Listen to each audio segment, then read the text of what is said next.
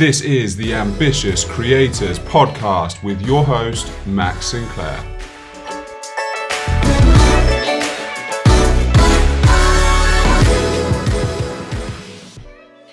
Welcome to another episode of the Ambitious Creators Podcast. This is episode 4. They're going to miss, I'm going to admit that I just forgot to record. And the funny part is they're going to miss the anecdote, which I'll have to add later, of me in the car. I'm with James Thornton, who is the CEO of Client Earth. We've known each other for a very, very long time, ever since I was basically a child, for as long as I can remember, through my Uncle Martin. And you're about to introduce yourself, so please do. Sure. So it's a pleasure to be with you, Max. And the work I do is as an environmental lawyer, and that's an unusual thing to do with law. So we call it Client Earth, and Martin actually named it at Client Earth because the Earth really is the client. So the Earth and everybody who lives on it is the client. And then I use all of the tools of law to try and make everyone's life better and to reduce climate change, to save biodiversity globally. And I now have a team of 200 people working with me. I have offices in London and Brussels and Berlin and Warsaw, Beijing, and then people on the ground in 5 African countries, and just about to open in Los Angeles as well. So it's if you want to try and save civilization and reduce climate change and save biodiversity, you have to go global. So that's what we've done. It's taken 13 years, but it's actually quite a fast growing charity because it's a charity. Companies often grow that fast, but charities have to raise all the money. And the reason it's a charity is that if you want to have the Earth as your client, the Earth doesn't pay you directly. So people need to step in and support you. Yeah, that's a really good summary. I'm sure you've done it before, so you're very good at explaining it. And I think that says so much. I just straight away, that makes me think of the words that you were using of, people talk about someone like Elon Musk, and he's doing this work to save humanity from these kind of major issues that it's facing, and then there's so many other people that are left unnoticed very often, who have their own version of and I think that's something that's interesting to me with my previous business and with the business I have now, and how we all try and find self-actualization and fulfillment and everything, and the legal system as that entity, and one very important route to that, basically. Why was it in particular? I obviously know your background quite well, but why was it that you chose, firstly, kind of ended up in law, and then how did that transition into environmental law in particular? Yeah, well, that's a good question. So I didn't think of studying law when I was young. I loved biology. When I was in university, I was studying philosophy and biology. And in America, you don't study law until postgraduate. So I did what was fun for me, and I threw in some computer science, which was new at that point. I was writing programs in BASIC, which is a very long time ago. Yeah. And but then I started to realize, as I was studying biology, that I could spend my whole life studying what I loved and see it decline. So I thought, well, I'll become a lawyer. And I'm from a family of lawyers. My father was a law professor. So I was never attracted to it. But I thought, well, maybe I can do something with it. And I didn't know what it would be because there really wasn't much environmental law when I went to law school. I graduated in 1979 from law school. So there were a lot of the big environmental laws had not yet been written. A few really important ones had been written in America. But there was just a very small group of people in the United States at that point who were setting themselves up to use those laws to protect the planet in a charitable situation. And when I was in law school, I discovered one of these groups, and I worked with them, and I just fell in love with their work because they were all very purpose-driven. And now we talk a lot about purpose-driven companies and people self-actualizing in companies, and that is what everyone needs to do to be satisfied as a human being. You need to find your purpose and you need to self-actualize. In law, for me, this is the way to do it. I did work in a Wall Street law firm for about 1.5 years, and it was so much not for me. I learned stuff about the corporate world, but at the end of 1.5 years, I fled, not quite screaming, but I fled. Yeah. And I fled back to doing this environmental work. I mean, I started suing lots of companies at that point. I was in my 20s, and it was during the Reagan years. And I started a project to see if we could, and this was in the United States, stop water pollution, because the Reagan administration had told polluters that they didn't have to pay attention to the law anymore. The federal government had about 350 big prosecutions a year of water polluters, major water polluters ordinarily. And in Reagan's first year, it fell down to 0. So because everyone got the message, they gave out the message clearly.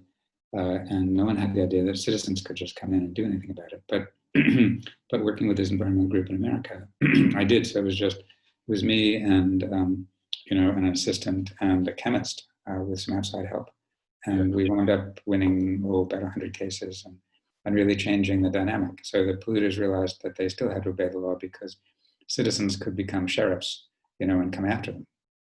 And what could be more fun in your 20s than to see some of the world's biggest companies and beat them? Yeah. I mean, it's I've heard you say it's like a battle, like it's combat in the law. So I think that's quite entertaining. And I also think it's quite a powerful thing, isn't it? That in most situations, people just see a corporation and just assume that there is no ability to fight it. There is just it's a non-starter. Whereas the legal system gives you that framework, doesn't it, to allow for that potential, because it's a fair game in quotations. It's as fair as it can attempt to be, basically. Yes, and you have to choose your battles very carefully. So, but if you do, you can win against companies and governments. And in order to do that, you need a legal framework, so there has to be a law that you can use. And then when I came to Europe with Martin, 20 some years ago now, the question for me was, could I bring this type of using the law for people and planet to Europe? And then I discovered that there weren't lawyers really doing it in Europe, and that was a big gap in the market. So and the environmental movement had grown up here in the UK and the rest of Europe as focusing on campaigning and became very, very skillful at campaigning and at policy work, but they weren't using law. And I thought, well, it could be much more powerful if we added law. So I wanted to find a law that citizens could enforce against the government, because if you can get a government to change its behavior, it's very powerful. And it turned out when I looked into it that air pollution was terrible in the UK and the rest of Europe because of diesel. Lots of diesel cars mostly is the reason. And in the US, there aren't so many. There are really no diesel cars. So that was news to me that Europe had this bad air pollution problem. And there was a good law that was covering all of Europe that was really quite clear. By a certain date, governments had to clean up the air to this level, and the level had numbers attached to it, could be measured. And NO2 was one of them, one of the pollutants that needs to be cleaned up, and it's a toxic gas, it's a clear, invisible poisonous gas. Causes lung damage and heart attacks, strokes. It's bad stuff. And it's in the book, it's, and I've read this in other places, is like people just don't recognize it because it's such a hidden cost of literally thousands of people dying from the impact of it. But it sounds so strange to even me when I know about it. It still seems unusual to think of people literally every day. There's people passing away because of the side effects of this kind of hidden killer. Well, that's right, and it is really hidden since it's invisible. You just and it's you can't see it, you can't smell it. And the UK government says about 40,000 people a year die early due to air pollution. So it's very serious. And then what can you do about it? Well, the government was supposed to clean it up by 2010, and in 2010, I thought, well, this is a perfect example. Since the law is clear, citizens have the right to use the law in this case against the government to require it to clean up air pollution.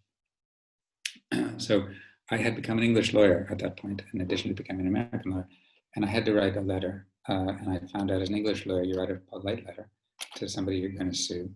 So I wrote a polite letter saying, surely to the government, surely that you have this duty to clean up the air. Surely these people are dying early of air pollution because it's your own information. Surely you have a plan. Do tell me. And they wrote back, and it was an amazing letter. They wrote back and they said in 2010, we have no intention of complying with this law until at least 2025. It's shocking to think that that's even a possibility, that in a modern fair world and like democratic world that's an option. Isn't it amazing? Yeah. So this is the government, and so it's 15 times 40,000 early deaths. Yeah. That's a lot of people, right? I was amazed. So I wrote back a polite letter saying, see you in court. And then we took them to court and we beat them in the Supreme Court of the UK, and got the first order environmental injunction from the UK Supreme Court, and ordered the government to clean up.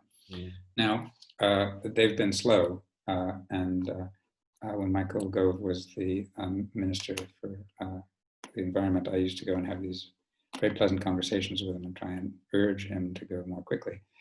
But they are going on, because we've gone back to court twice, and the court has again ordered them and again ordered them to continue with it. Yeah. There's something like 36 cities and towns that are really dirty air, and the plans are being done. It will happen much sooner than it would have without these cases. And then the really interesting part was having one here. We then took the same idea for cases, because of the same law, around Europe, and started by going to Germany. Since diesel is really the problem, we decided to go to the heart of the diesel motor industry. So we brought cases in Stuttgart, Dusseldorf, Munich, Mercedes, Porsche, BMW. I'm sure that must be like one of the most, I'm sure you go to many hostile places, but that must be a particularly hostile place where the entire infrastructure and built, the economy is saying, we need this, like it has to exist, kind of thing. And anything against that is hostile to us, basically. They certainly saw it that way. I saw it differently. I thought the Chinese company called NIO, the ones who are now building the electric cabs in London. So the electric cabs in London are being built by a Chinese company.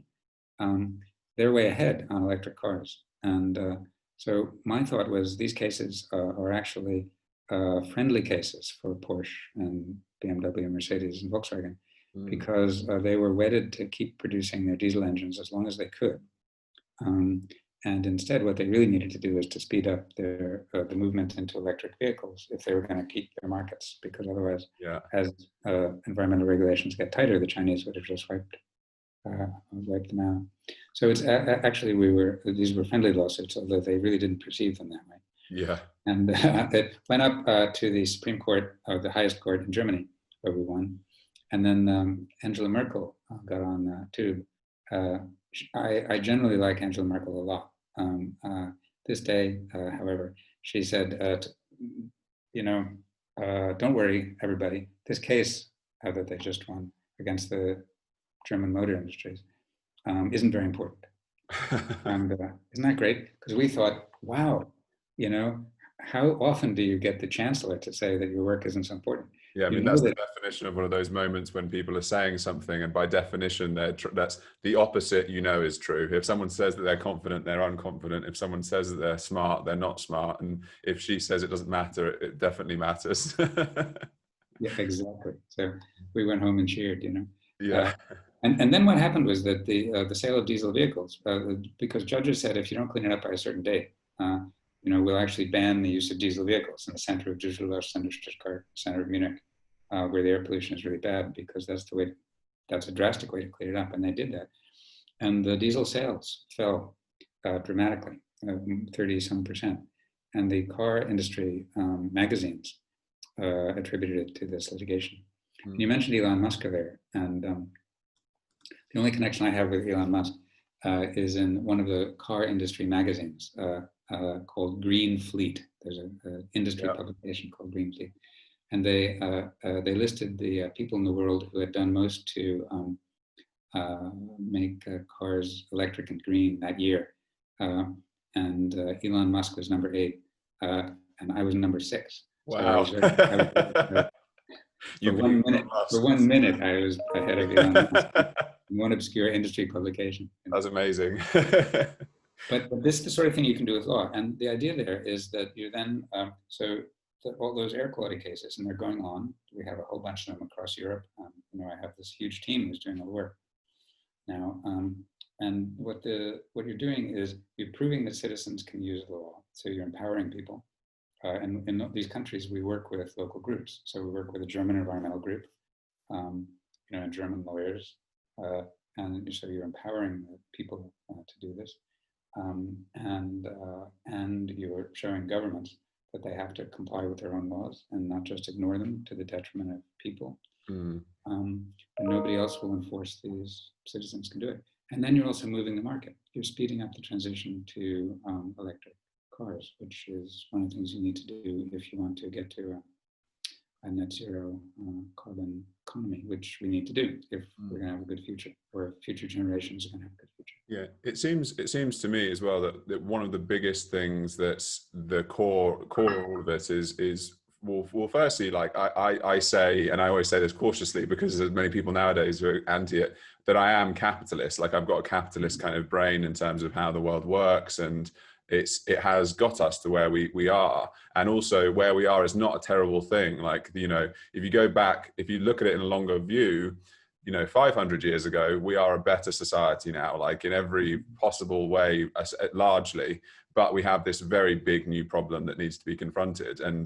I think the thing that's clearly the limiting or the missing piece of the puzzle is this phrase of, internalizing the externalities. So capitalism works and would work if we internalize those externalities. And so how you do that is the challenge. And obviously, companies are trying to do it in their own way, but if you leave a company to it, do they? And clearly so far the answer has often been no, they don't. And so they choose to have this, avoid those costs. If you can avoid a cost, then avoid the cost kind of thing.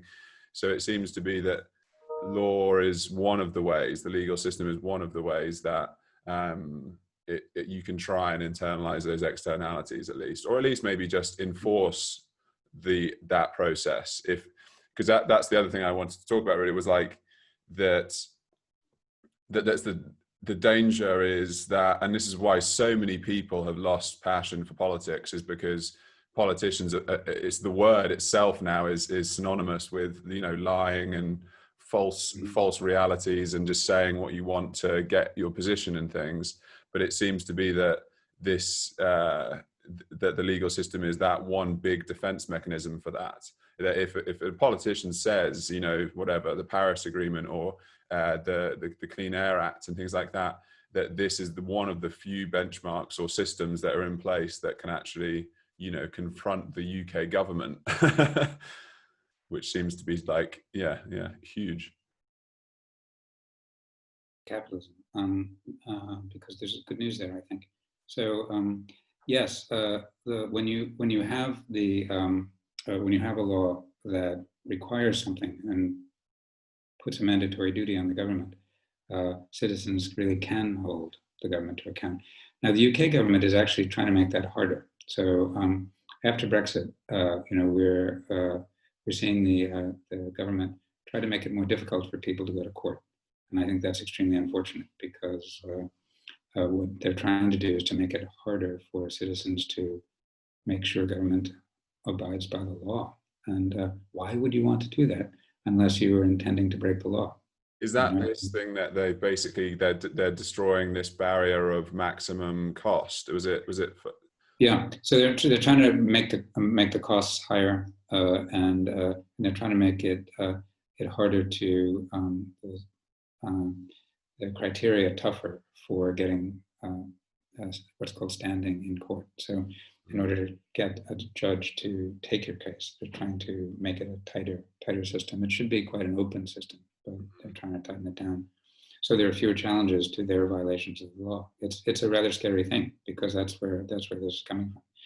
But now, so that's the not so great news side, but of course we and many others are fighting that, and we'll see.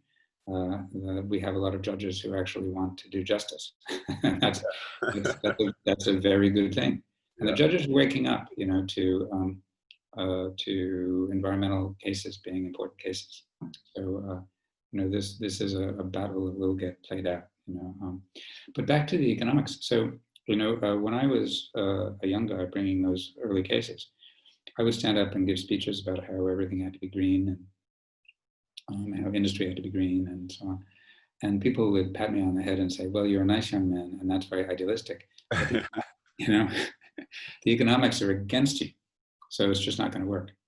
And in the last 5 years, that's completely changed. So to give you a really important example, in generally now, when it comes, climate change, biggest source of emissions is power generation, burning coal. So if you really want to stop climate change, the idea is build no more new coal-fired power stations, close down all existing coal-fired power stations and go to renewable energy. The good news is that just in the last few years, now building a renewable energy system plus batteries to capture the energy and put it out when you need it.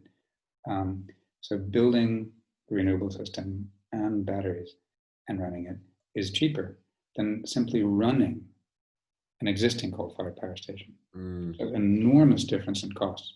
So, and that's from, that's not my estimation, that's investment banks looking at it.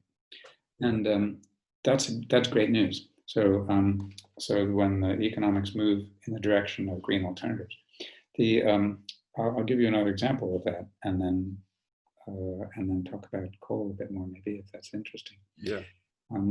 But one of the things about the COVID crisis that we've all been living through is there's human suffering, and then there's economic impact. And for the economic impact, wave one, this and all governments put a lot of money into the system to try and keep people fed and, or just keep people alive and doing okay. The second wave is really about rebuilding the economy. And the question is, how green is that? The EU is doing a pretty good job on that. And the question is how good the UK will do. And it honestly could be doing better. But there was a study from Oxford, the Oxford Smith School of Enterprise and Environment. So it's a business and environment school. Very interesting. And they did a study with a Nobel Prize winning economist leading. And they went to economists around the world and said, now for the investment in the second wave of post-COVID government investment in the economy, stimulus, what is, in your view, of the investment that would give the quickest return to the economy, the biggest multiplier, so £1 in, £5 out, and then what would it be, which is what would it look like? And 230 economists from around the world, not particularly progressive, they were from central banks and economics ministries, so kind of real straight economists. Yeah. Unanimous agreement that the thing that gave you quickest payback, biggest payback was all green. Yeah. These from people all over the world. And this is a really dramatic finding. This is, no one's ever seen this, economists all coming together on this. So it was things like, green infrastructure for electric vehicles. It was in Britain, insulating homes, really big thing to do, create a lot of jobs, save a huge amount of energy. It was building, renewable energy systems, that kind of thing. And very exciting that economists in the economics ministries and central banks around the world are all agreed on that. Now, whether politicians will follow, I don't know. But there you have the economics finally on side, totally aligned with the green future and where things should go. Yeah, it seems to be that there's two parts, and you mentioned the world of coal, and I know that Poland is the hub of that, isn't it? That you're particularly focused on, is that right? And that's one of my big issues that I've always seen for any environmental action is there seems to be this disconnect where you summed it up so well there, that it used to be that you could have a coal mine or a coal factory and solar, panel grid or something, or you have wind farm or whatever it might be. These different options available, and the efficiency of coal was just too good, so it was impossible to compete against.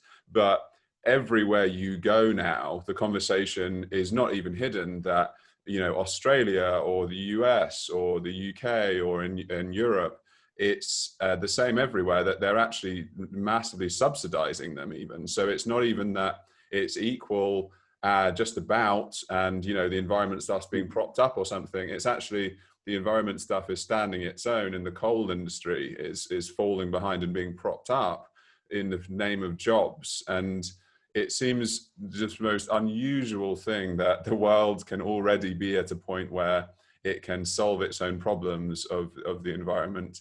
Yet we're literally not just not supporting the environmental solutions, but we're blocking by holding up the other answers. Like, why do you think it is that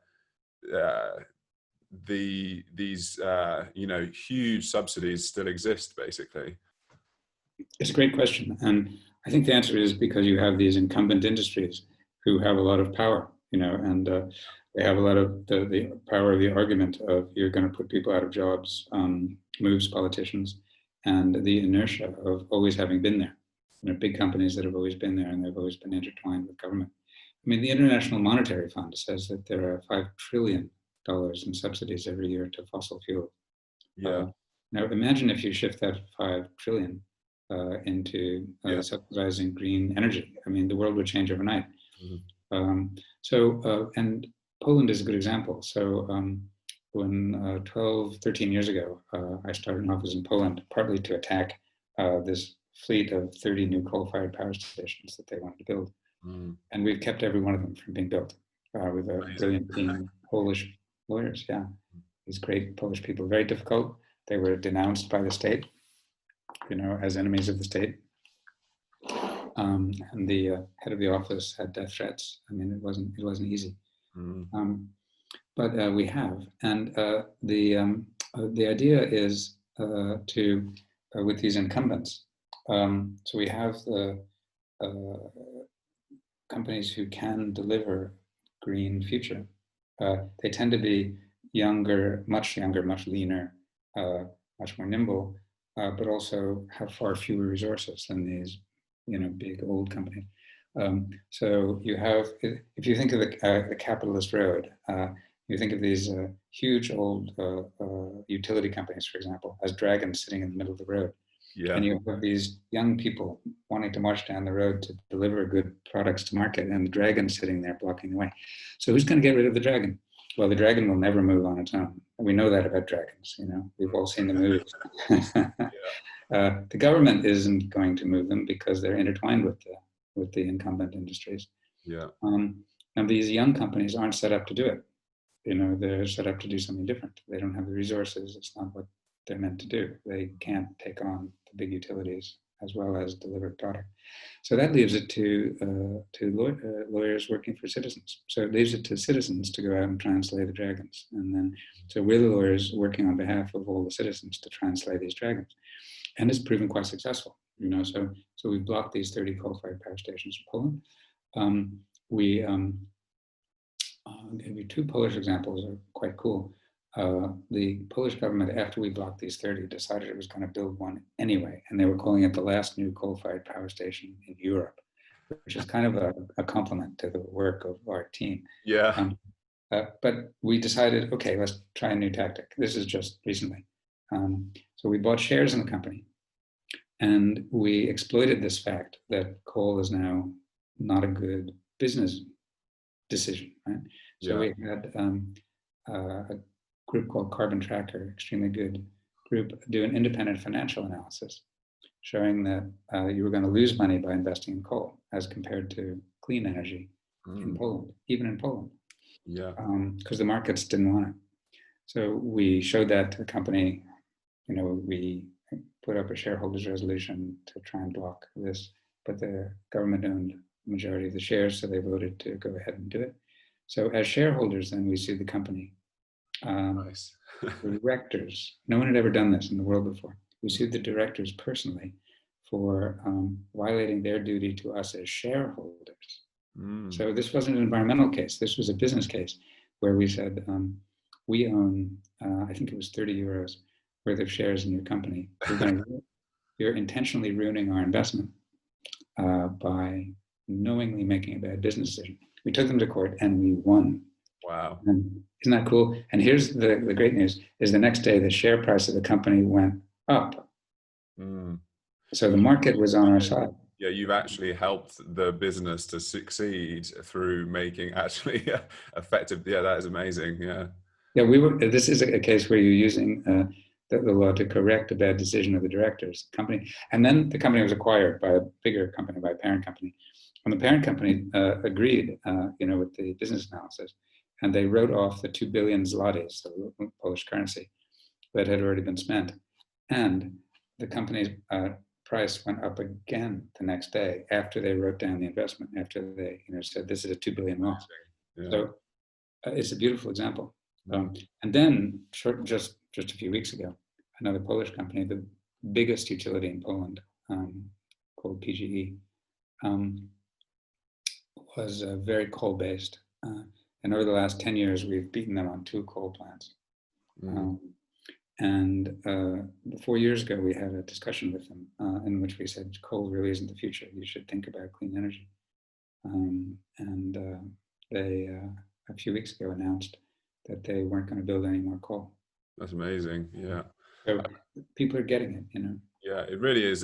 I think that's these stories, people just don't know about them because I don't think they get enough attention, but it really is something that the majority of the average people, like I've obviously had an environmental company basically that I was running for a long time of ecotourism focused, so everyone who attracted to that were environmentalists. They're people that cared passionately, like conservationists especially, and always there was this underlying message of, I feel powerless and I can't do anything because, big business, big government can't do anything with that. So I think the fact that there's this avenue into that is so exciting and empowering for the average environmentalist and the average conservationist who feels like that.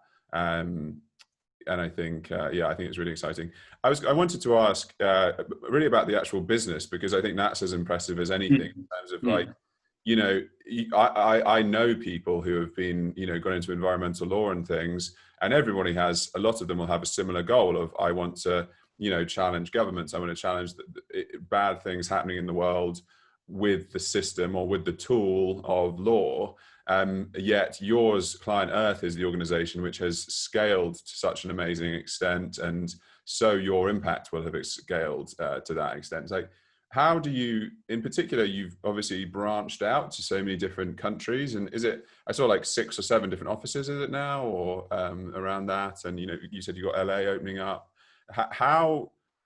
My question is, I remember doing like pestle analysis. I don't know if you ever did those in schools, like a political, economic, socio-cultural, technological, legal, environmental was all the factors you had to think about if a business should go into different markets. And so that was the thing I did at university as the classic way of whether a company should do it or not. What was the process for you of I'm sure it's different to that, of how you think of which country to enter next? And, is it cause driven, presumably in large part, and then, the infrastructure, how does that work out, kind of thing? Well, another really good question. And that really is a similar analysis. So you look at where, so there's a kind of strategic analysis that you do. And it starts with where the biggest problems are. So and the reason for going to Poland, so the UK, because I was here and it's a good place. It was part of the EU at the time, and it was a good place to start. And then the office in Brussels, because European laws are, all the countries in Europe go to Brussels, they write the law together, and then it comes back to the countries. So if you want to write the law, you need to be in Brussels. And about half of what we do are cases, and half of what we do is writing law. So as to improve the laws and bring them to the next generation of effectiveness, like laws on plastics last year, for example, and laws on agriculture now, are open, and we're working on them. So there you saw the need to do something. In Poland, we're talking about the needs part. In Poland, the need there I saw was to to try and stop this whole generation of coal, because it was by far the most of any country in Europe. I figured it was a little bit like the Sinatra song, if you can make it there, you can make it anywhere. And if you can beat coal in Poland, you can beat it anywhere. And indeed, we've just gotten Greece to agree to stop all coal use by 2028, which is pretty good. So the Polish example is a good one. So you find the problems, and then you do this socioeconomic analysis. So what is the so in Poland, how do you do these things? It's a very different culture from the culture of the UK, so how do you find lawyers? Are the laws available to allow you to do what you want to do? How are you going to gain the finance you need to do it? What organizations in the world are going to agree with you that's a problem and give you the funding you need to do it? You go through all of that, and a charity is a business. It's just quite a difficult sort of business to run. Because in a business, if it's working, you know what your costs are, and you know what level of profit you want, and you can achieve that level of profit. In a charity, you're never allowed profit, so you know what your costs are, and then you go out and raise the money, and very frequently, even if somebody likes a project, they won't give you the full cost of the project. So not only do you not make a profit, but usually you run at a loss, and you have to go to somebody else and say, well, they're willing to fund this, would you put some in? So there's a tremendous amount of effort in fundraising. But always what you want to do is to find a very big problem that is a meaningful problem in a place where you think you can solve it with legal tools that are available. And then you always look for partnerships. So for other groups that want to work with you and support you. And you have to be able, in any place you're working, to help create a social movement around it. So that if you go to court, it's not just going to court, but it's also getting publicity and getting civil society to care, about the issue. I think it's quite interesting. Yeah, and that's the important thing, which everyone often forgets too much, is that's the key of normal profit business. Is a successful one is that you find a problem and you solve that problem. So if you're selling shoes, you solve the problem of a nice pair of shoes for someone to make them feel good about their feet.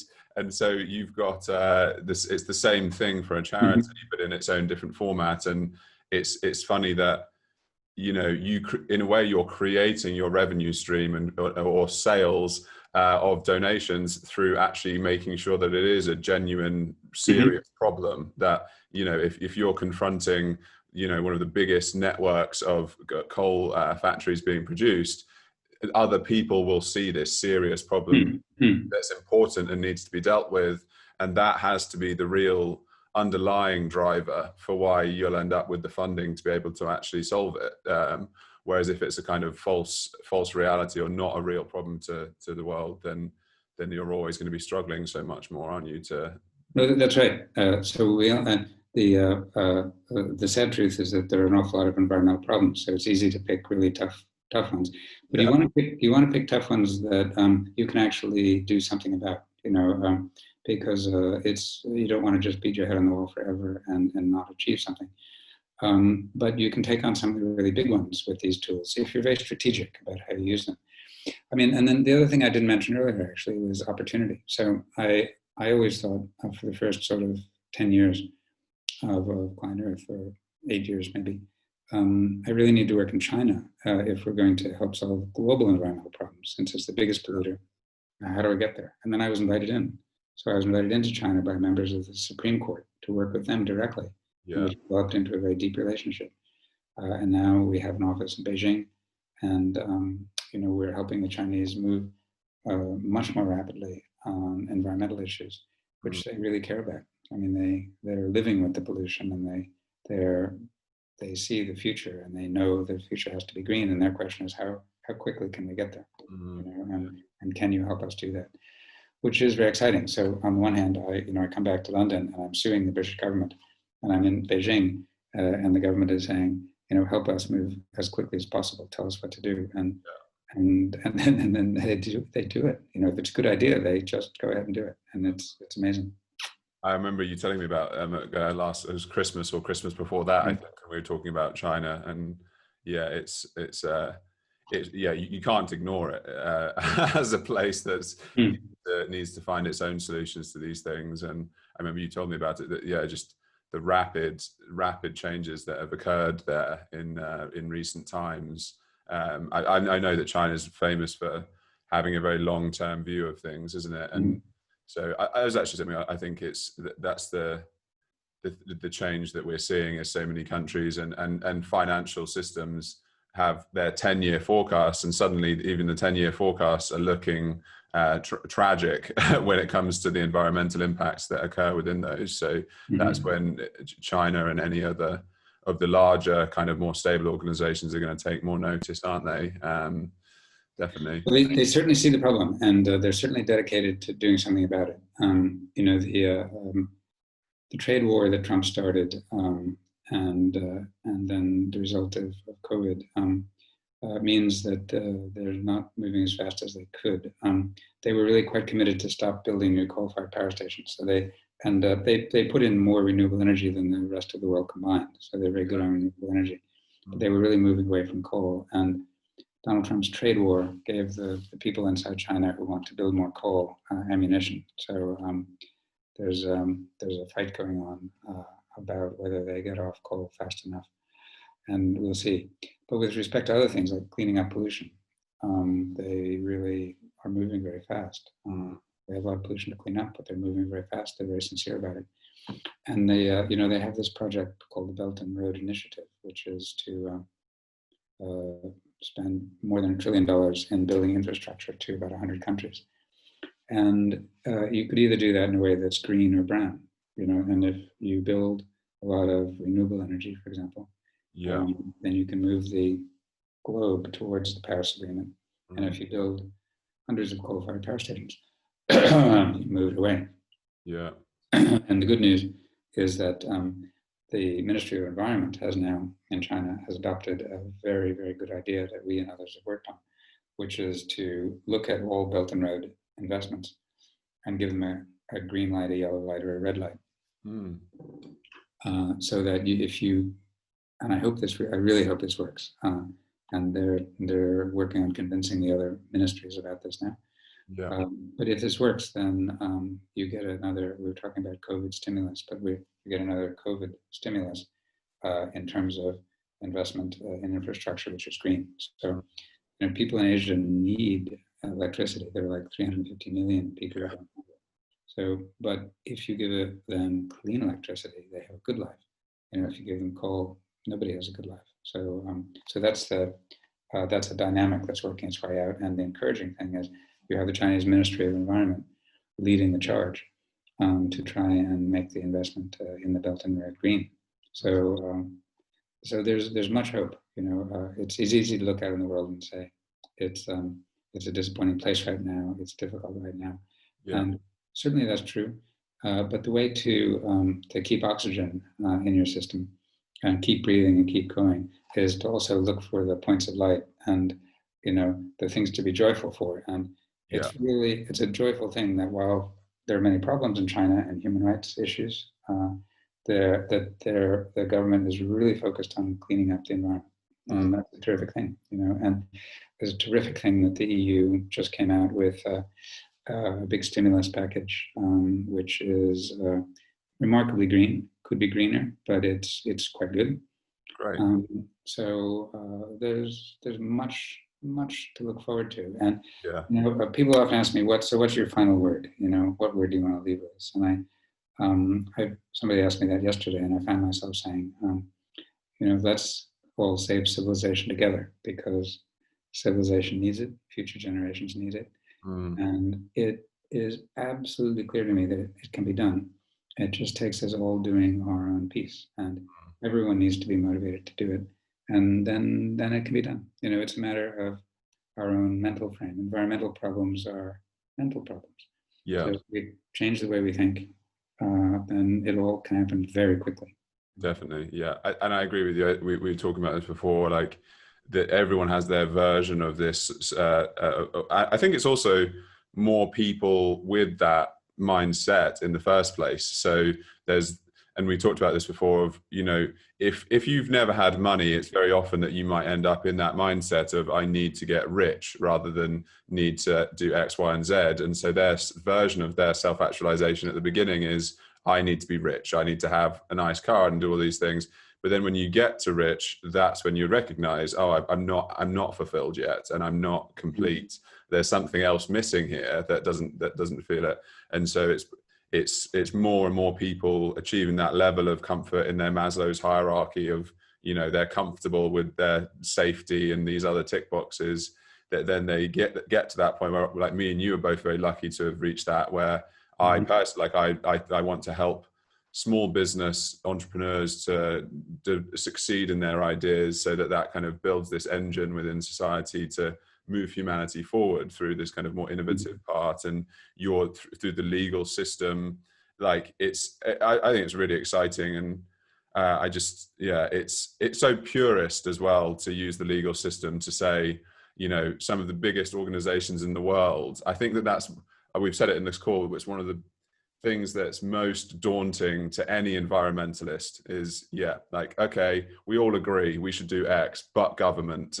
So I think more people knowing about what your organization does, I think, is valuable. And I think it's really impressive. What would you say, what do you think, like I've said it already, that your organization has ended up scaling to this level. What are the kind of key things you think that did occur, or that you guys have done that's different? Because there must be something you must have believed and chosen to do as an organization that's different to others, that has helped you to kind of reach this point. Well, one is starting with the right strategy. So we talked about the early cases before. So, you know, is having a very big picture on where you want to go. So you know, with that air quality case we were discussing, I wanted to demonstrate the proof of principle that citizens could actually take governments to court on the environment and win. And then it succeeded because it was, you know, very carefully done. Yeah. So I think what has worked for us is having an extremely strategic view, and then picking actions where you succeed. We almost always succeed. So you quickly gain a reputation for people that accomplish things that didn't seem possible. And that's had a lot to do with it. So continuing that very strategic analysis of only doing truly important things, where you're going to be able to make a contribution, so you're not wasting your time, has attracted a lot of support. And, I mean, I see it on your website. I mean, it's very clear that you can look back on every single year practically. There is, you know, we went into this, we executed, we delivered on that.